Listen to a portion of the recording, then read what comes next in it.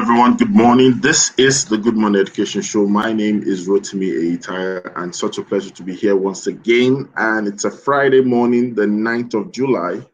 And of course, for some places, is a raining morning actually. So I'd like to welcome everyone. We're streaming from Lagos, Nigeria, to West Africa, to Africa, and the entire world. And we're so always excited to have you on the show. Today, we're going to have a great time.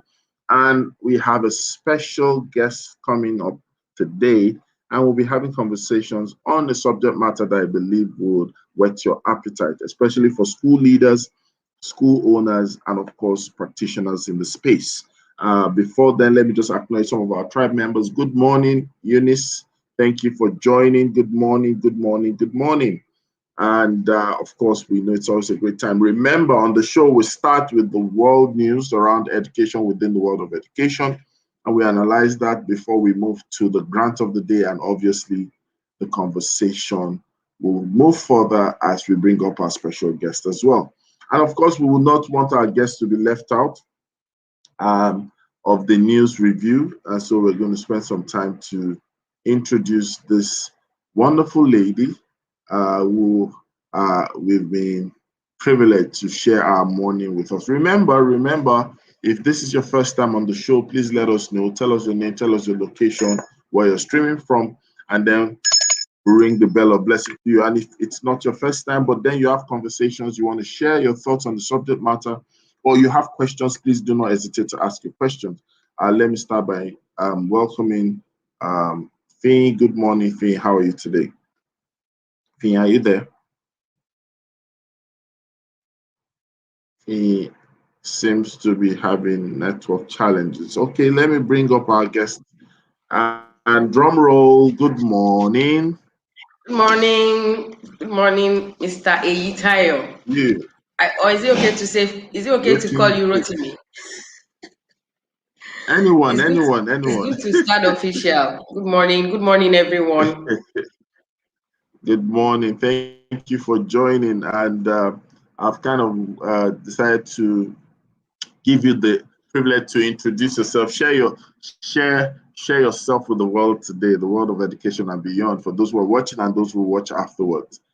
So please let us meet you. All right. Good morning, everyone. My name is Funsho Chikezie. I'll keep it short and simple. By background, I was a financial auditor and management consultant. That's why I started my career with one of the big fours, Deloitte, West Central African office then. Before I felt, I guess like you, like so many of us like me, called into this world of education to make a difference. And so I started my practice, initially focusing on early childhood education. But then because I have an MBA, I have the consulting background, and I'm a SMIDAN certified business development support professional as well. I just felt lately that, where I'm more needed or where my skills are more suited is the business side of schools, which many times, can be forgotten while school owners focus only on their technical side, which they're usually good at, because many of them are former teachers, former educators, and all that. So that's me. I don't know whether it's too short or it's just perfect. So right now I run an organization called Right now I run the organization called Netamid Solutions. And I wrote a book called Becoming a High Flying School last year, which has been very well received. So that's me for now. Whatever else you want to know, I guess it will come up as we go on. Good morning, everyone. Good morning. It's interesting when you say you're going to keep it short. And, sometimes it could be short and powerful, short and straightforward, so interesting. So what we're going to do, as we have a tradition on the show, is to navigate the news headlines and find out our thoughts, and then we'll now move to the conversation of the day. So if you're just joining us, welcome to the Good Morning Education Show. And we have Funsho Chikezie here today. She's an author, she's an expert, she's a management consultant, and she has some things to share with us. Okay, so first things first, we're going to look at the first headline today. And on that, we have 19-year-old emerges best graduating student at Anchor University. Okay, so let's find out what's your take on this. Well, my first thought is, when did she start? When did she enter this? When did she matriculate? Because we know that entry age into uni is supposed to be 16, statutorily. And if you work backwards, so I'm just wondering, when did she must have jumped some classes, at some point. And I don't know whether you want me to talk about that, because I'm part of the Bring Back Primary 6 movement as well. Yes. So congratulations to her. But I'm just wondering, isn't she too young to be graduating at 19? Well, I think it's a different discussion. That's a twist. I didn't even see that where you're coming from. That's a different twist, bro. So yes, it's true. It's possible to really find out what's here. But some people say, well, depending on when she turned 16, there's this resumption time versus birthday date, so there's a plausible clause there. I like that twist. All right, congratulations. Okay, so let's look at another one. So there's this conversation around the Benue State governor saying there is need for them to implement new retirement age, and teachers are begging the governor, right? Everyone out there is thinking about what can the governor or the government do to implement that. What's your view on that? So I'm sorry, I'm not conversant with this story, but what is he trying to place the new retirement age to? Or what age is he trying to place it at? He wants to bring it down, or he wants to take it up? No, well, it's actually the teachers, the professional bodies of the teachers that are trying to push that. Doing that, of course, the governor has committed himself to the development of education, but they are trying to see how they can extend. Well, is it extension? Oh, really? Take it up. Because, yes. Well, I guess maybe they are thinking, if in the tertiary institutions, retirement age, I think for professors can be as high as 70. So maybe teachers are also thinking they are educators, we're educators as well. At the end of the day, a professor is only a teacher, is also basically a teacher. So I'm thinking maybe that's their argument, but I don't know. It's 70 years, so I'm guessing the highest they can even push it up to is probably 70. A 70-year-old teacher, it depends on the level of education. A 70-year-old teacher in an early childhood classroom, high activity levels, I doubt it. Even primary, I doubt. Maybe senior secondary, maybe from senior secondary, I think personally might make sense, 70, 65. Yeah, because children, it's the activity levels, the class control, the amount of energy that teachers exert, and connecting, yes, as well. That as well. Okay, Fee, welcome back to the show. I believe your connection is better now. Fee, are you there? Good morning. Yes, I am. Good morning. Just been having a little bit of issues with getting on. And good morning to our guest this morning. Sorry, I did not catch your name. Good morning. Sorry, I didn't get that. Okay, Mrs. Funshaw Chikeze. Oh, okay. Good morning, Mrs. Chikeze. Good morning. All right. So we have another headline this time around. UTME conversation. Remark UTME tutorial centers tell JAMB. Tutorial centers obviously are stakeholders when it comes to JAMB in itself. And JAMB actually has been in the news for a while. I think for about over a month now. There's been one thing around JAMB. So what do you have to say about that? I or Finn? You, I'm sorry, Miss Chikeze. Okay, because we are 3 now. Well, you know, most of these tutorial centers, they promise heaven and earth. They promise 290, 290, a score of 290 in JAMB, and that's their unique selling or their value proposition to students. So maybe some students are asking for their money back. I don't know. To be funny. So they have, like you said, they have reasons to put pressure on JAMB, asking to remark. And like you said, there's so much going on around the examination and even how, straightforward it is, the issue of malpractices and all that. So the Nigerian in me is wondering why the tutorial centers are putting pressure on JAMB, to remark, not the parents, not the students. So these are business people. I think it's for business reasons. Fee, let's hear your thoughts. Oh my goodness. I thought I had retired comments about JAMB because they've been on. They've been on and in the news, and there's been a lot of back and forth about this last exams in particular. We've had parents saying, the exams the scores were low, and then the spokesperson coming to say, no, there was nothing like that. They performed very well. And then the JAMB registrar coming to say, oh yeah, really, the scores were low this year.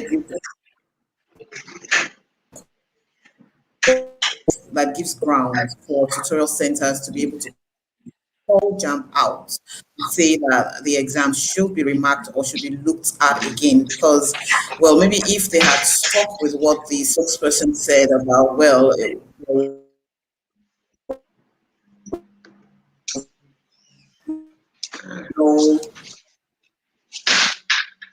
last 3 or 5 years for a remark, but since the registrar himself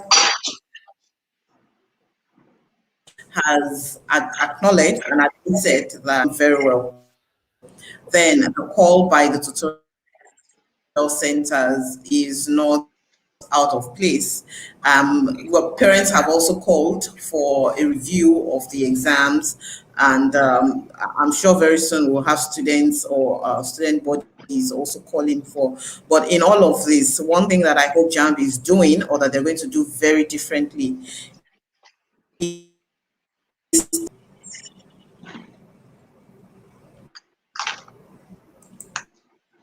I think your network seems to be. Finn, can you hear me? Hello, Finn. Yes, I can hear you. All right. I'm not sure if you heard me, though. You were breaking on and off. A point where it was as if your video was off. All right. Thank you for that. So we move on to another headline, and this is coming from Lagos State. Stop forcing underage children into secondary school. Commissioner counsels parents. I'm sure this is your tough, Ms. Funshaw.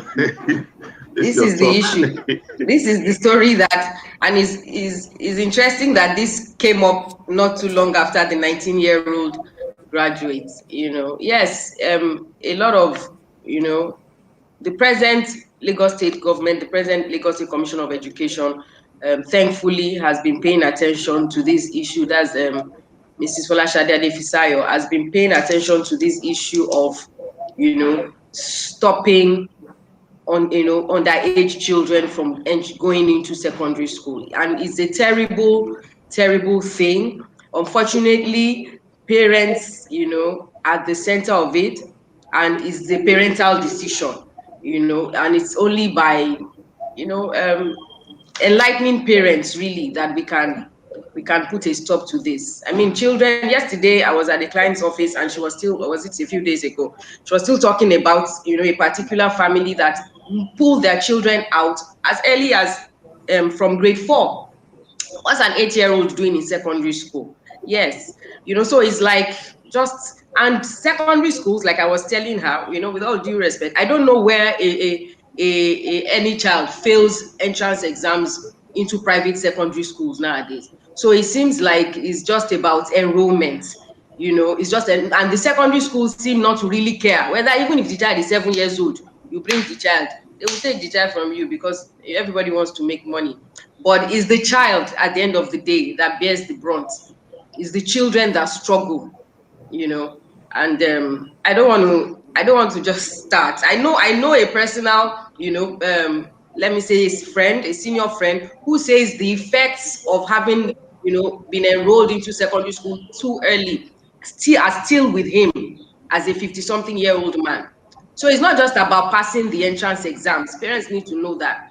It's just being penny wise, pound foolish. And it's not, and parents think that when schools advocate about this, is because they want, you know, year 6 school fees.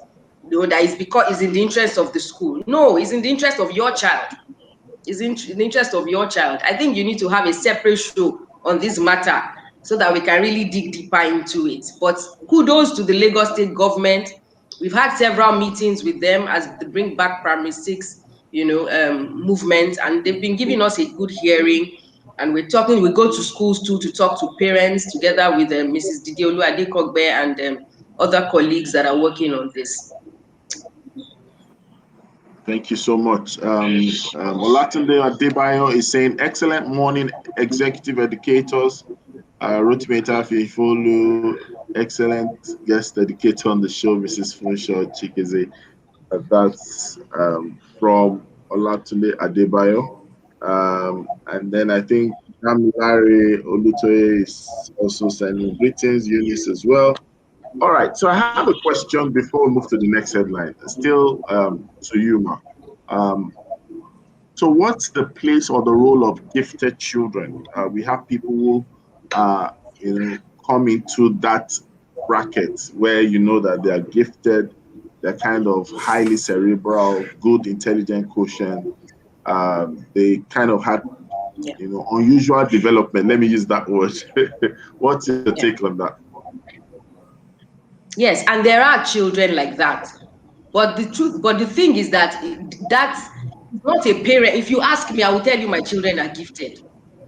It's not the place of the parent to determine, to say my child is gifted. There are, all over the world, in the developed world, there are standardized tests.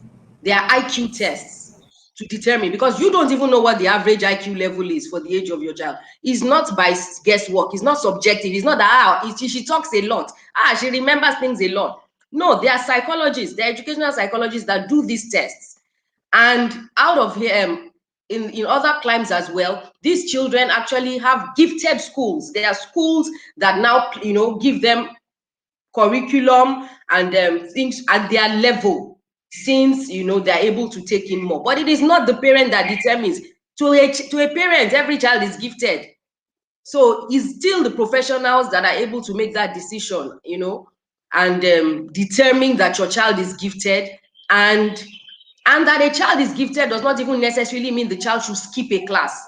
For every grade level, there are extensions within the same curriculum and the things that the child is supposed to learn. It's just that, okay, you are gifted, you can go deeper, you can go wider, not necessarily skipping your class, you know. So that's my own take. It's legitimate, they are gifted children, but the solution or what they gifted, there have been cases where so-called gifted children, based on the parents' analysis, skip a class, they now get to this higher class and begin to struggle. So even a child that you thought was gifted and was doing so well before, you move the class ahead, then the child falls to become an average student. Wow. Fee, what do you have anything to say on that? Yes, certainly. When we talk about gifted children, usually we're talking about at the intelligence quotient level, not at the psychological development level, not at their emotional development level. So you could have somebody who is highly intelligent, they skip classes, but they cannot deal with what life is bringing to them at that level. So you're moving a child who is maybe like 2 years away from starting her period, and then she's in a class with girls who have already started their period, there is a way it affects them. There is an impact it has on the girl. She begins to want to catch up with the others, or she begins to feel like, oh, there's something wrong with me. And really, there is nothing wrong with her. It's just that she is competing on even playing ground. So parents need to understand those things, that having a gifted child intellectually does not mean that they are equipped to deal with what life is going to bring to them. And then when, for instance, I saw the headline about the 19-year-old graduating, and I felt, for crying out loud, what is she running after? What is the rush for? Why do parents do this to their children? Why do we set them up? At 19, she's graduated. She's going to go, if she's going into the youth service, fine. If she's not, and she goes into the workforce, you see people like this get into employment and they just cannot cope.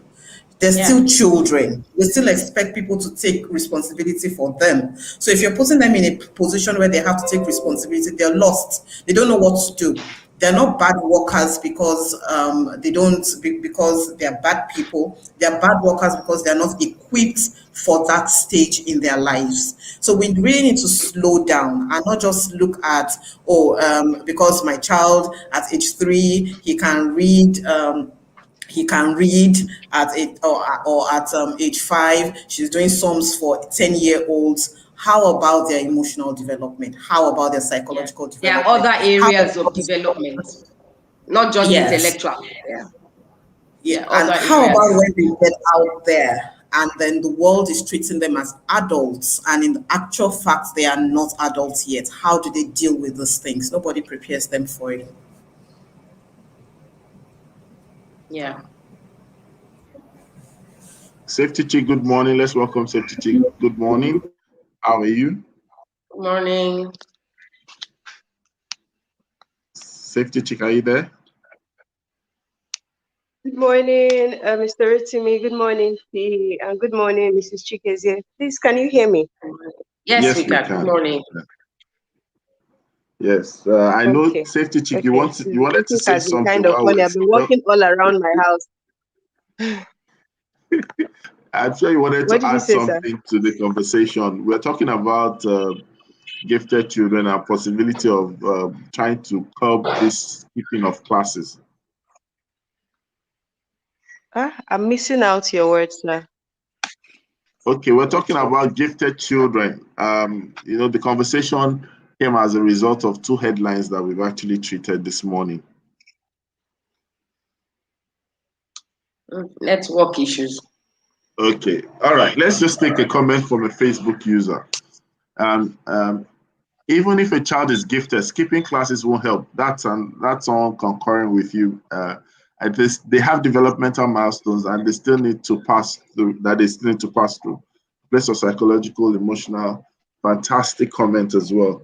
And Olatunde Adeba is saying, gifted and exceptional children are not expected to skip the well-designed and planned learning experiences prepared for them, but to only be given more tasks. Parents are saying their children should skip classes in the name of double promotion because the system is what it is. And then finally, Fisaya from Dubai, she's saying, no need to let the child be quickly pushed to adulthood when that is what they will be till exactly. Yeah. Not an advocate for rushing children through the tried and tested year groups. Let them be children for as long as possible. And the funny thing is that we as adults, there comes a point in time, sometimes we wish we were younger. Interesting.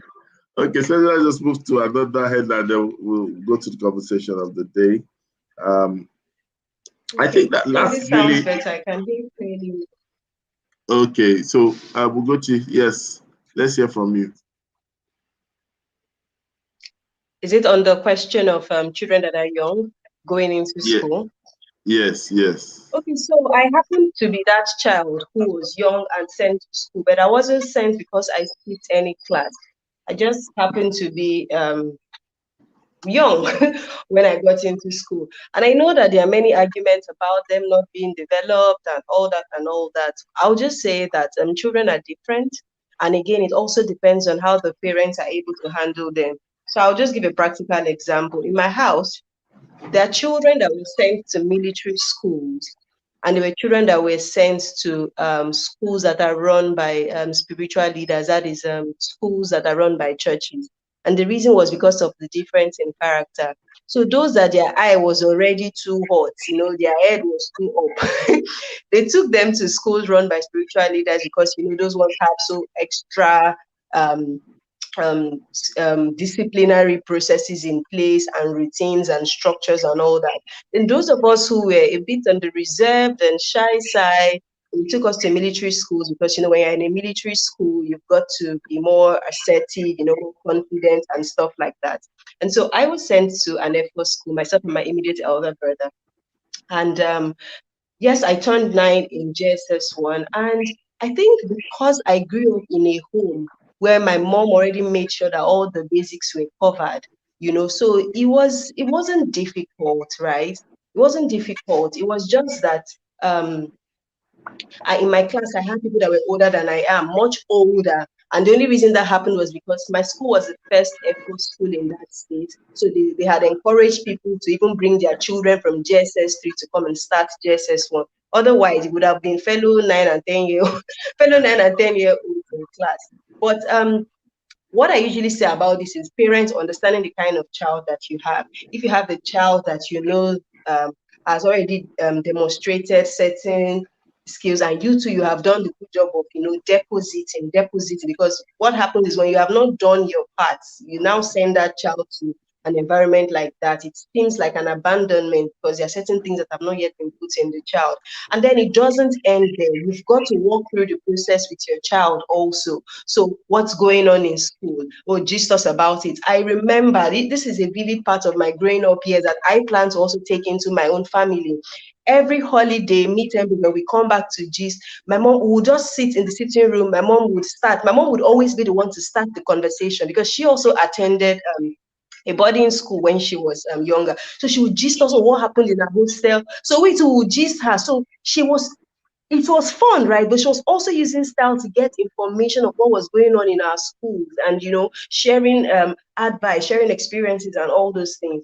So I'll just say that it's a whole lot of work would really lie on parents, to go that extra mile to do what you're supposed to do. And then, of course, I know that there are those who can't cope. I mean, I was assistant head girl from JSS1, and I saw when junior students began to come to my school, some of them could not even wash their undies, like they were that small and fragile, So I know that, again, you see what I mentioned about the parents knowing their child and also doing some work with that child before having to send the child forward. And I actually do not like talking about this stuff because I know that it's very controversial. People have all their hard stance on how it happened. But I mean, it worked for me, and I know a few other young people like myself who it has worked for, but I also know to not work for everybody. So I dropped my mic in the basket of love this morning. Oh my goodness, I don't know what to say. Well, thank you for that short exposition. So safety check. I don't know. Let's move to the conversation of the day. Before then, let me just say good morning to Olushola Olumide, Adenike Adeagbo. Thank you for joining. Olufisayo Agbede Oludipe, thank you for joining. And Olatunde Adebayo, thank you for joining. Eunice, thank you for joining as well. And so, to the conversation of the day, we have a question that I am so excited that we're going to be discussing and treating this morning, which is what makes schools great. And we have today an author, an expert, a practitioner, and one who is going to be able to be on the hot seat for us. She's been able to come up with a product, a book in particular, that deals with the subject matter as well. So I would like us to officially once again welcome our special guest for today's topic, Funsho Chikeze. Let's ring a bell of blessing for that. Thank you for joining me once again. Welcome. All right. Thank you for having me. Yeah.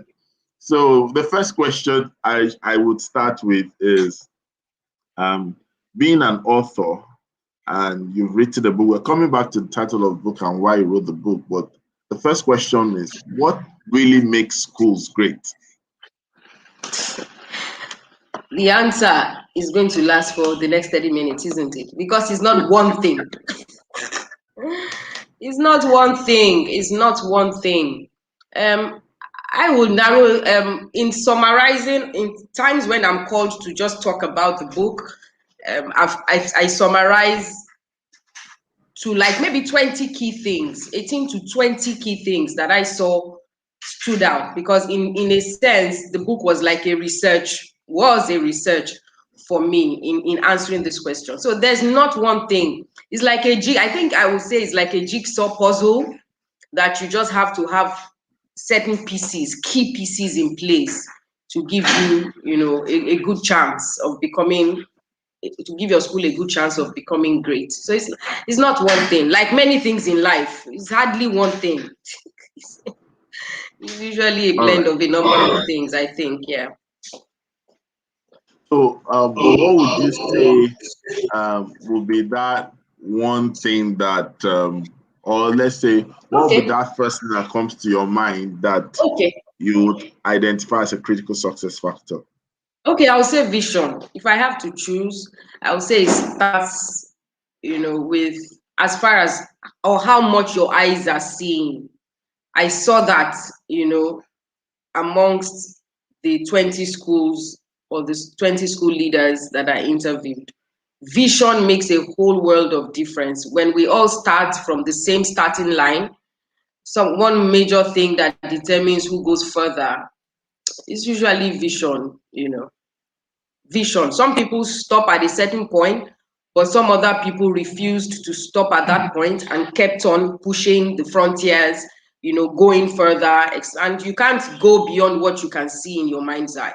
So I would say, if I had to choose, vision, a big vision is a major one.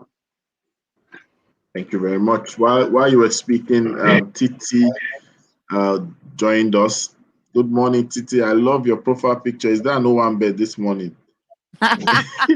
Good morning, everyone. It's morning. Good morning, everyone. Rotimi, it's an Owambe picture. It was the first one I could find when I could not find the other picture. I'm suspecting you, Titi. It's a Friday and you use this picture. Something's up. There's nothing to suspect, Rotimi. Let your mind be at peace. Good morning, everyone. So we have a special guest on the show today. We have Funsho Chikeze. She's an author. She's an expert, the management consultant, and we would like you to also welcome her as one of the top guests on the show. Good morning, Ma. Special welcome from Titi and Delcy to the wonderful Good Morning Education Show. Thank you, Titi. I believe we've met before. Yes, we have. But I'm telling you, you've not met the Titi of the education show. She's quite different. Interesting. She's the Titi of the education show. Great. Okay. All right. So, please, I would like you to please, others, feel free to ask your questions. I'm going to ask you a question before I ask the others. So now we're talking about what makes schools great, and you wrote a book on high-flying schools. What really led to this? Becoming a high-flying school. Yes, a high-flying school.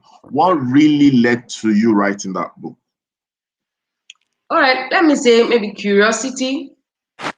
And maybe there's always been a part of me, if I look back generally in life, in wanting to cut out the facts, like you say, and let's get to the meat of matters, and wanting to get to the meat of matters, So by the time I wrote the book last year and it came out during the lockdown, I've been working with schools for about 10 years. So I've seen all kinds of schools, apart from in the public sector, majorly in the private sector. I've seen all kinds of schools, the ones doing very well, the ones not doing so well, the ones struggling and all that. So the question just came to me that really beyond hypothesizing, what is making those doing well do well, so that those that are not doing so well can see where they are getting it wrong. And I realized that it couldn't be from my idea. Yeah, I've run a school before, very briefly, but I thought, you can't beat experience. So let's talk to those that have been in it. If somebody has been in a country like Nigeria, if you've been in any business, even if not school, for as long as 20, 25 years, I think we can hear you. And some of the schools in the book have even been in it for as long as 50 years, going to 60 years, 30-something years. So I just felt, they were in a better place to speak to the others on the things that if you miss anything else, don't miss this. And I'm glad that many of the upcoming school owners that have read the book are saying that they wish they had known all these things before they even started. So in reading the book, it's serving the purpose. They are immediately seeing where they are getting it wrong or where they've gotten it wrong. So it was in me trying to answer the question of, as a school owner, what are the essentials that I need to have in place, the non-negotiables if I want to succeed in this business, especially in a country like Nigeria. Yeah. So it was a fact-finding mission. Yeah, I like the fact-finding mission. let me just take a break from that and ask Ugochi. Ugochi, in your own experience, what would you say you've discovered? Because I think that the concept of can all schools be great? Actually, Ugochi, please answer that question. Looking at our context.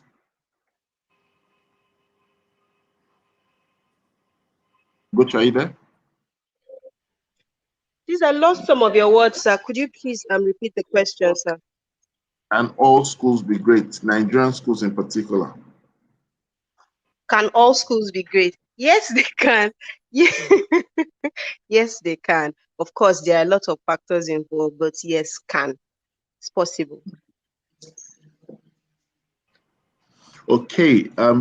Let me take this to Fin. So I know that in recent times you've had several write-ups and conversations around some realities within our school system.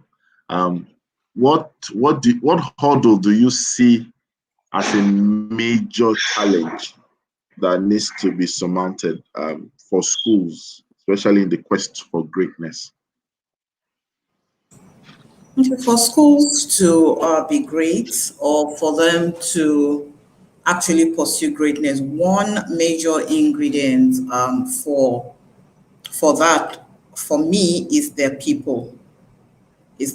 No matter how strong your objectives are, no matter how brilliant your mission is, if you don't have the right people to execute this, then it's just a plaque hanging on the wall. It's just a document in a file. And one issue that we see schools dealing with or battling with a lot is the high turnover rate of their teachers. So teachers keep leaving. And why are they leaving? The conditions are not okay, or they're seeking for better remuneration, or as long as the people that will drive that are not okay. And we know that if I have a vision now of a school that prepares children for life at so and so stage, I need to be able to have those that will help me to prepare them for that stage. So the major issue is teachers are facing, a form of ill treatment from school management. They just feel, oh, we're paying you a salary and you need to be able to deliver to the last drop of your blood. And then parents come in and they're coming in to harass the teachers also. In some cases, you have students abusing teachers. There's something like teacher abuse, but we don't usually talk about this. And at the end of the day, it looks like the teacher is the dumping ground for all of the mess that is going on in the system. They're not really seen as collaborators and as partners in making the school great. If school owners or school leaders can get the area of their people, and not just the teachers here, your admin staff, every other person that makes that school ecosystem work. If they're all happy, if they all feel like they're part of the school, if they feel a sense of belonging, if they feel a sense of loyalty to that school, it's not going to take them too much. It's not going to take them too long to really emerge as a great school. Thank you so much. I'm coming to Titi now, and Titi, I know that you are both a parent and you are also a stakeholder and a practitioner in the space. Now, as a parent, what will be your top preference? Because I believe there are things parents wish schools knew, and sometimes they don't have the opportunity, the patience, or sometimes they just don't tell the schools. And I'd like to hear from you. What would that really be? I think Mrs. Funshaw said one of the first thing is that you want a school that has a vision. That's you even when they're not where they are, you want to see that they know where they are going. I think that's really the first thing. The second thing for me is the teachers. Honestly, no matter how ramshackle the school is, or no matter how beautiful the facilities are, in the end, it boils down to the teachers who interact with your children daily. And what you find out that it's not always consistent across class. We as parents, sometimes we want a child in a particular teachers, in a particular united. When you look at the year, you're always looking and say, who is the best teacher in this? That's the person I want my son to be in their class. So the teachers are, the most important thing. It's interesting that a survey was done when it asked children in primary school and secondary school to prioritize what they think makes a school outstanding. The first three things that primary school students prioritize, the first one was kind teachers who listen, who care and love us. The second thing was extracurricular activities. And the third thing was friendship. Friendship as relates to among their peers. And the fourth thing was they wanted lessons. That was primary school students.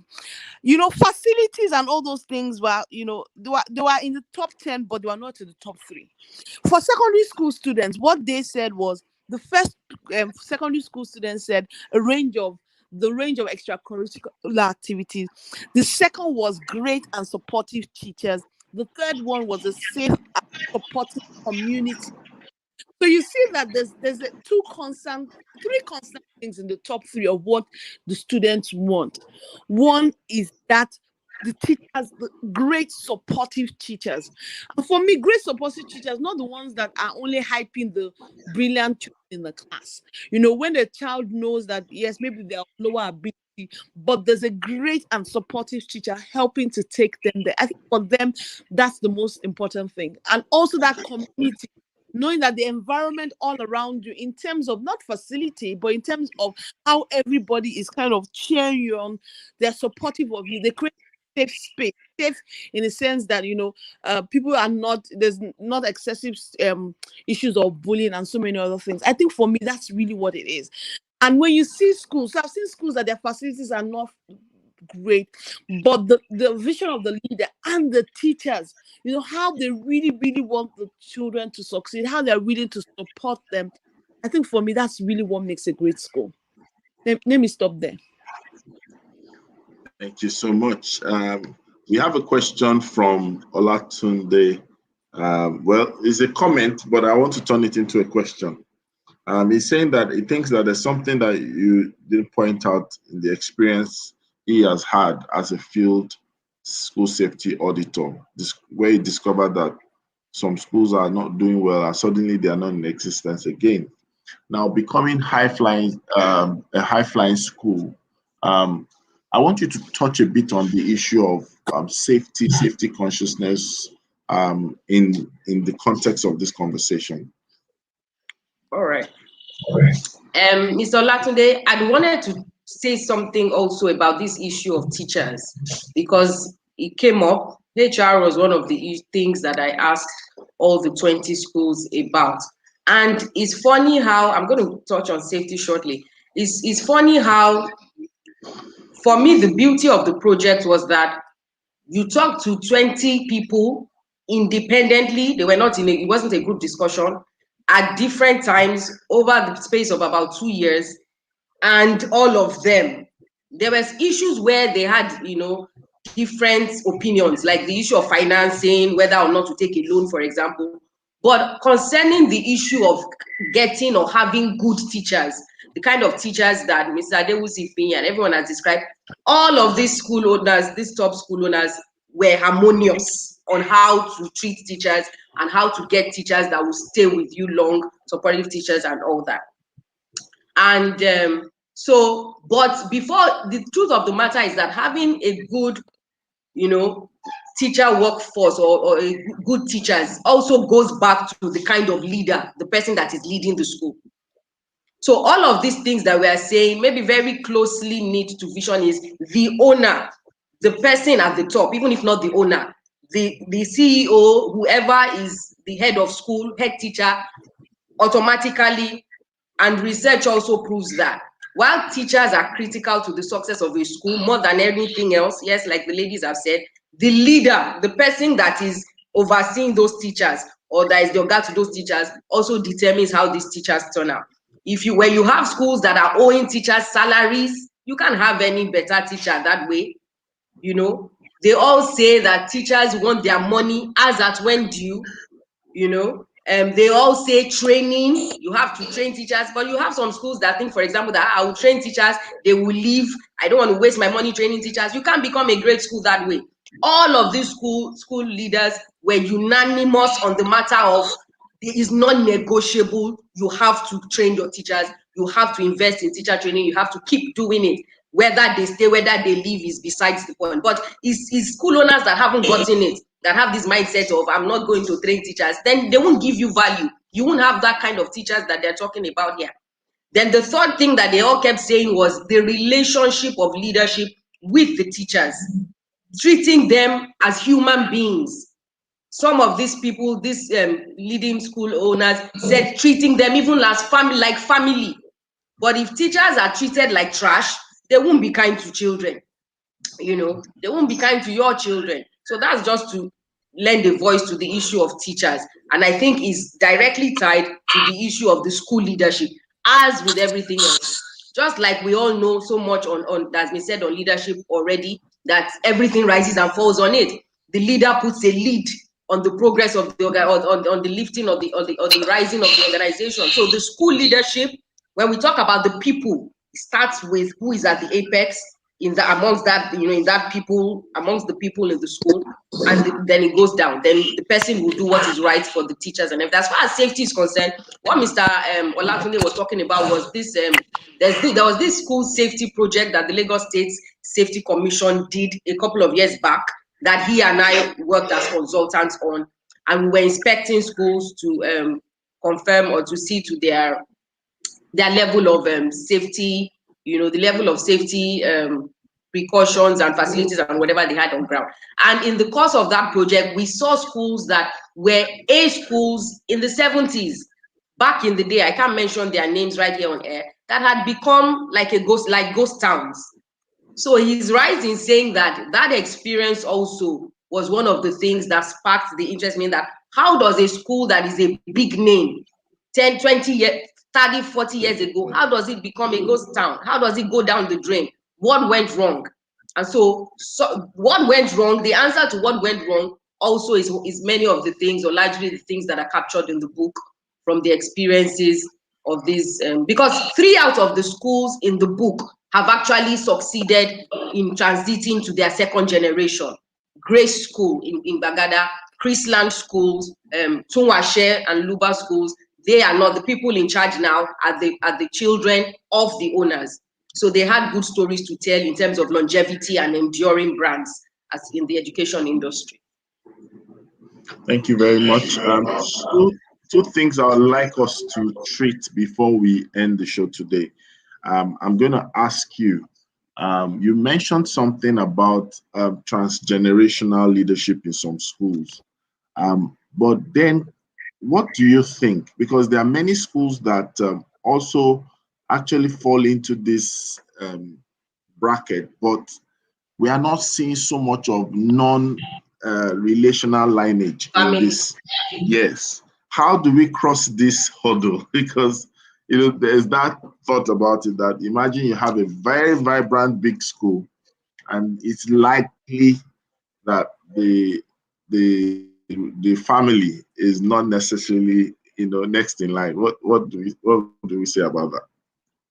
Okay, the family not being necessarily next in line. Many school owners find themselves in this situation for many reasons, and it doesn't have to be family. One thing that needs to be said is that the successor doesn't have to be a family member or any family member just for the sake of it being a family member. It has to be a family member that is qualified. It has to be a family member that has been exposed, for those three schools, for example, the three women, shared that they had been exposed to the school from when they were young. Latest with Chrisland, latest up to at least during her school days. Grace schools too said during her secondary school days, she used to go to her mom's school, see how things were. So that way the child has a buy-in and it's easier. Everybody knows. For Grace schools, for example, she worked almost in every class and all that as a teacher, as a this, as a that, before rising to become. So it's not just, but where you just bring your child from God knows where and put the child on top of everybody else, you probably collapse the system. And the child also might not have a good understanding of how the school runs and all that. The staff and the people that have put in many years might not accept the leadership and all that. But the most important thing is that you have to have a succession plan in place, which is another thing about businesses generally and schools.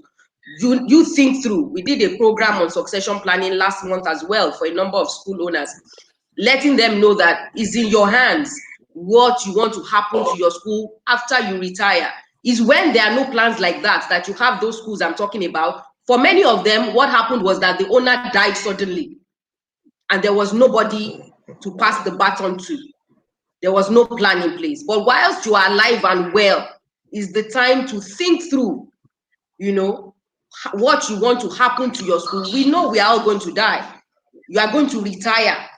But what if health catches up on you suddenly? If that school is all you spent your adult life working on, and you don't want it to just collapse when you are not there, then succession planning is another critical discussion. Thank you so much. And when we are saying succession planning, it can be a staff, there are so many options. You can have a board of trustees. There are many ways to look at it. It doesn't necessarily have to be family. Family is not interested, available, or qualified. All right. Thank you so much for that.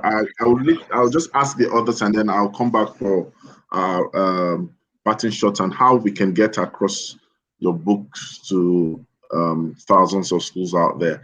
So the question of leadership and training has been stressed by so many. Looking at the comment section, we have a lot of people saying you nailed it on the head. They've talked about leadership. Leadership actually sometimes is the framework with which a lot of factors get to work together. So I'm going to ask Finn, I'm going to ask Titi, and I'm going to ask Safety Chick. Now, let's talk about leadership training. We're not just talking about leadership position, leadership training and development. It seems like we do not have so much of nurture at that level, So what's your take on that? Very quickly, Finn, and then I move to Titi and Safety Chick. Yeah, it looks like when schools enroll their teachers for training, most of what the concentration on is on their function as classroom teachers, not as leaders, not seeing them as people that can easily come in to take up leadership positions. And this is a big gap for teachers. I would say that one, from a personal experience I had, at a time when my partner teacher had to go on a training out of the country in the school, I could easily feel it for her. And the reason is not because the school invested in leadership training for me, but because I took active part in everything that was going on. I knew what was going on, so there was nothing that was a surprise. We had a major event for our grade 6 students at that time, and nothing fell out of place. The school itself was even at peace because they knew, oh, we have this person going and we have somebody else who can easily, conveniently fit into her shoes or cover for her without disrupting operations of the school. Having to bring somebody from another class or that was not a problem. So if schools realize that it is to their advantage when their teachers are trained along leadership lines, along leadership positions. You see that many teachers don't even bother with that because they just feel, they just relax and feel, look, I'm not even expected to do anything more than to teach, grade, and submit results. So they don't bother. But where the school makes them, pull them out of their comfort zone, put them in front of, put them on a leadership role, put them on the spot, let them be responsible for something other than 15, 16, or 20 students staring back at them, and then you help them develop and see the potentials that they possess. Thank you very much. Titi, very quickly. Okay. One of the wonderful practices I've seen in a particular school is that every event that they do in the school is done by is anchored by a different teacher.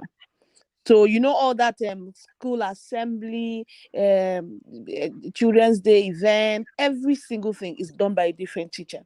So what that means is that it gives teachers opportunities to develop their leadership skills. It also gives them opportunity to develop their presentation skills. So they just keep getting better. So I know them. I will see, this teacher in year one, I thought she was a great anchor, and then I will see her 2 years ago. She's a much more fantastic anchor, because a lot of these things require a bit of practice. And it's like they're like muscles. The more you use them, the more tones they get. So I think for me, it's beyond the training. It's also intentionally having a system that ensures that everybody is exposed to one thing or the other. So you're planning this event. Okay, so it's this group of teachers that are doing it, and then this is the person that is leading it. So once you do that over and over again, you find that by the time 3 years pass, you have quite a number of people that have the experience and can take on leadership roles. So it must always be a pool of people. Don't make it something that is just one person you single out and that's the person you want to pour all out into. No, let it be a pool of people who keep on toning in various parts of their leadership, so that way it's easier to select from a pool of leaders. Thank you. Thank you very much. And Safety Chick? So I'll just write on what Mrs. Adeusi had just mentioned, and that's the fact that from the beginning, when someone gets into a school, a leadership development plan must be integrated. And that's because you don't just want on the day you need something big, then you expect them to perform. You should have created a system. Okay, can start with watching how somebody else organizes assembly, and the next time you're maybe on the planning committee for PTA, then the next time. So it's really important. Now, I know that a lot of school owners are wary of pouring in so much into teachers and saying, after what if I finish training them and then they leave? Then you've got to ask yourself, what if you don't train them and they stay? Exactly. So it is going to be a problem for you. So you must be intentional about integrating leadership activities in their normal roles every day or weekly, monthly, quarterly, and all that. So that over time they've gone through several processes, and it's exactly what Mr. Adeusi mentioned about developing that muscle.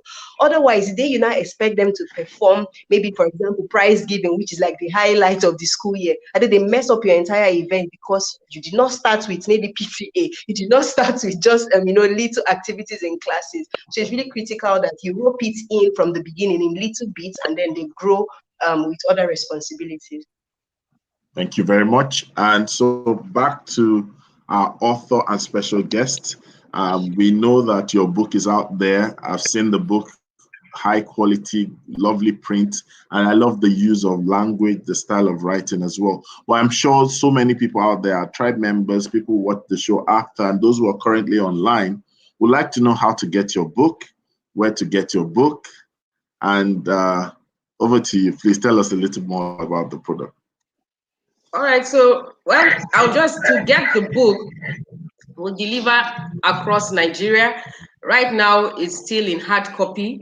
So there are two ways. It's either you want only the book or you want the full package, which is the mastery program, which includes the book, a workbook, and some videos, online videos that you get access to.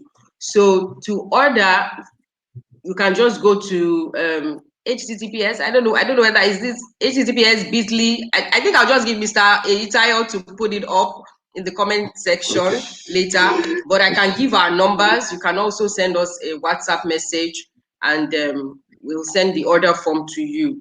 08180968619, and I'm sure Mr. Eitayo will also put it up. Thank you. Thank you so much. And of course, they can reach you on social media as well. Yes, Funsho Chikezie, or Grow Your School Business. Grow Your School Business on Facebook, on Instagram. Personally, Funsho Chikezie on Facebook and Instagram.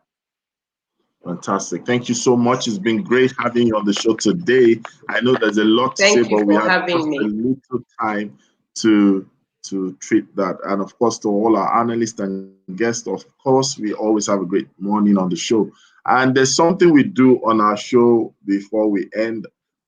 It's like a tradition. We don't just end the show, we end it in style. And this is Titi Afin's favorite part of the show, actually. So